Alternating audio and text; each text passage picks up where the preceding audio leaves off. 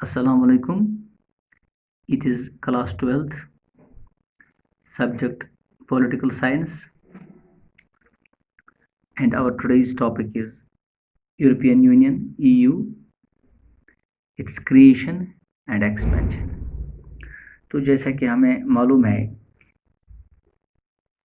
कि जो भी यूरोपियन लीडर्स थे सेकंड वर्ल्ड वॉर के बाद, उन्होंने अपने दिमाग में ये सोच लिया, एक क्वेश्चन सा उड़ गया उनके दिमाग में कि ये जो यूरोप है, क्या यहाँ से भी ये जो राइवलरी है वो साथ लेके चले, या उन अपने अगराज को छोड़ के हमने एक नया माहौल क्रिएट करना है और एक कॉमन मिनिमम प्रोग्राम जिसको हम कह सकते हैं उनको निभा के चलाना है, या नई इंस्टीट्यूशंस हमें क्रिएट करनी है, या अलग अलग हमें चलना है। तो इनके दिमाग में ये क्वेश्चन उड़ गया।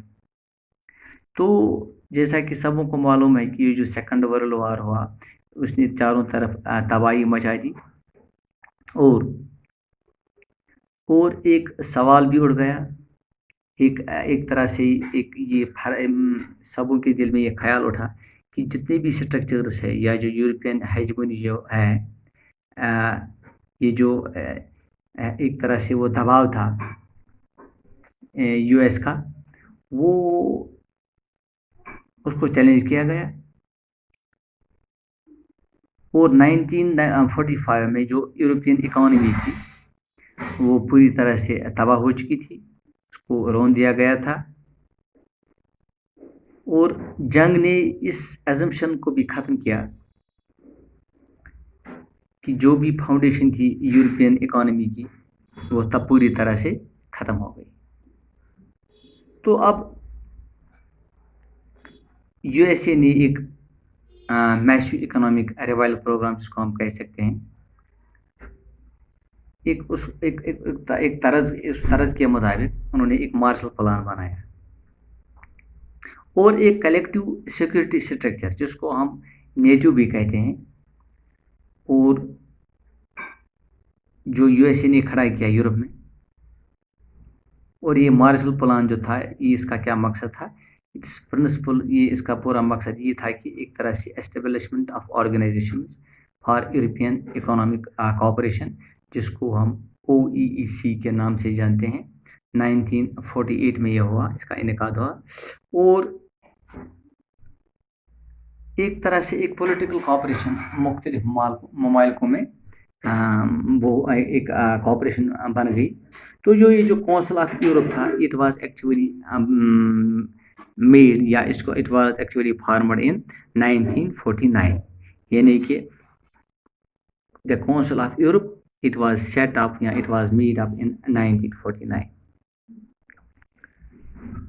तो इसके बाद इसका रिवाइव किया गया 1957 में, और जो यूरोपियन पार्लियामेंट है इसने इस प्रोग्राम को या इस कम्युनिटी को पूरी तरह से एक डायमेंशन, एक शेप दी। और इसके बाद जब साउथ इंडियन पूरी तरह से स्प्लिट हो गया, तो ये एक पूरी तरह से इसने इस यूरोपियन यूनियन ने एक ट्रैक पकड़ लिया, और इसका पूरी तरह यूरोपियन यूनियन का पूरी तरह से 1992 में इसकी बुनियाद पड़ गई। और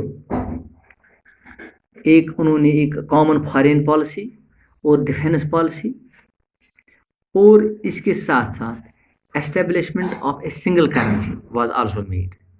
3 चीज़ें थी इसकी, एक कॉमन फॉरेन पॉलिसी, एक कॉमन डिफेंस पॉलिसी, और एस्टेब्लिशमेंट ऑफ सिंगल करेंसी, इसकी बुनियाद बनाई दी गई। और इन्होंने एक इकोनॉमिक यूनियन बनाई। इकोनॉमिक यूनियन के साथ साथ बाद में इनका चलते चलते एक पॉलिटिकल प्लेटफॉर्म भी एक ही बन गया।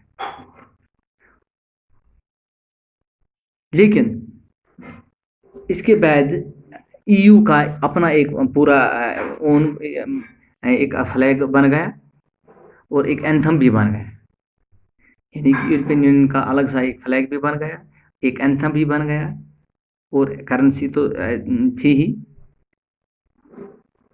और बाद में यू ने अपने जो इसका ये डायमेंशन था इसको एक्सपेंड किया, it widened it's area of corporation, और दूसरे ममालिकों को भी अपने अंदर शामिल भी कर दिया। तो बाद में चलते चलते ये पूरी तरह से मजबूत बन गया, और एक वक्त ऐसा आ गया कि इसका जीडीपी लगभग 12 ट्रिलियन 2005 में लगभग जो बिगेस्ट इकॉनमी थी वर्ल्ड की, तो इसने यूएस को उस टाइम भी यूएसए को सरप्राइज किया। और इसका जो कॉमन करेंसी है जिसको आज हम यूरो के नाम से जानते हैं, ये इसकी करेंसी है, कॉमन करेंसी। तो जो यूएस डॉलर है उसको भी उसने एक तरह से जो इसकी हेजमोनी है यूएसए की, उसको मतलब उसका चैलेंज किया, यानी कि it posed threat to the hegemony of US dollar, यानी यूरो जो है वो खड़ा हो गया एज यूएस डॉलर जो है उसके मध्य मुकाबले। तो चलते चलते अब इस तरह से अब एक डिप्लोमेटिक और पॉलिटिकल पावर भी बन गया, और इसका बहुत ही इन्फ्लुएंस आज के ज़माने में है। और इसके दो मेंबर्स खास तौर से ब्रिटेन और France, they are the permanent members of UN secretary.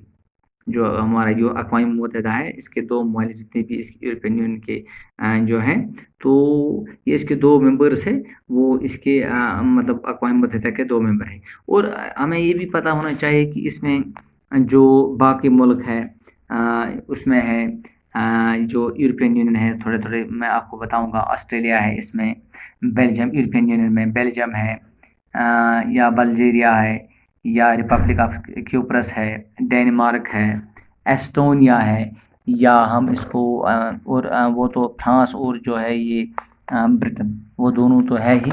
और इसके अलावा इसमें फिनलैंड है, या फ्रांस है, जर्मनी, ग्रीस है, हंगरी है, या इटली है, इसके बाद माल्टा है, रोमानिया है, स्पेन है, स्वीडन है, स्लोवानिया, ये इसके पोलैंड है।